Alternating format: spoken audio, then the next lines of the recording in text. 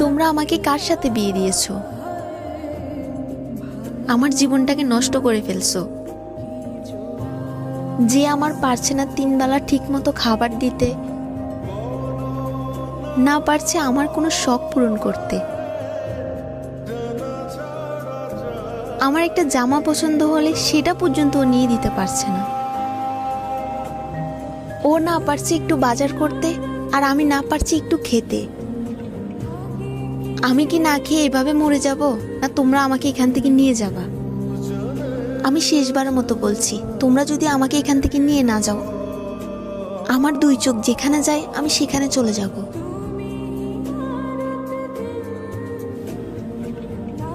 কার call ছিল? আম্মুর call ছিল। ও আচ্ছা, তোমাকে এত চিন্তিত লাগছে কেন?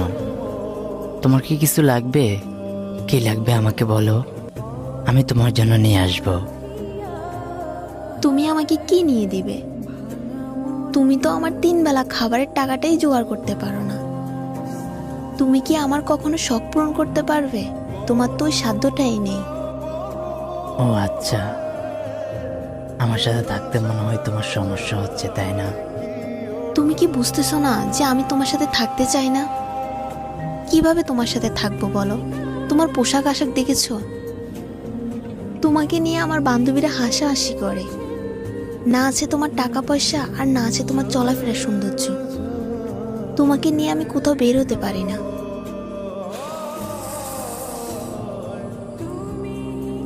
আমাকে নিয়ে তোমার এতই সমস্যা, তুমি আমাকেই বললেই পারতে। তুমি তোমার মায়ের কাছে কেন আমাকে ছোট করলে? আচ্ছা বলো তো, তোমাকে আমি কখন না খেয়ে রেখেছি? বরঞ্চ আমি না খেয়ে তোমাকে খাওয়াইছি।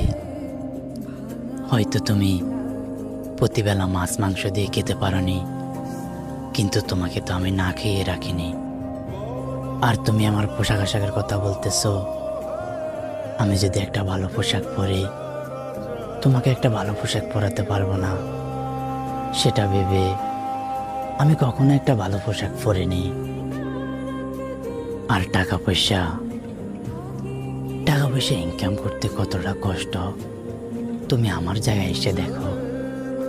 তুমি যে জামাটা 5,000 টাকা দিয়ে নিয়ে নিচ্ছ, ওই 5,000 টাকা ইনকাম করতে কতটা কষ্ট হয় একটা পুরুষই জানে। আচ্ছা একটা কথা বলবা, একটা পুরুষ সব কিছু বিসর্জন দিয়ে একটা নারীর মুখে হাসি ফোটাতে চায়, নিজের স্বপ্ন পূরণ না করে তাদের স্বপ্ন পূরণ করতে চায়, নিজের সব শখ বিসর্জন দিয়ে তাদের শখ পূরণ করতে চায়। তাও কেন সবশেষে নারীরা বলে যে তুমি কোনো আমার শখই পূরণ করো না? আমি জানি না কি করলে তোমাদের মন পাওয়া যাবে।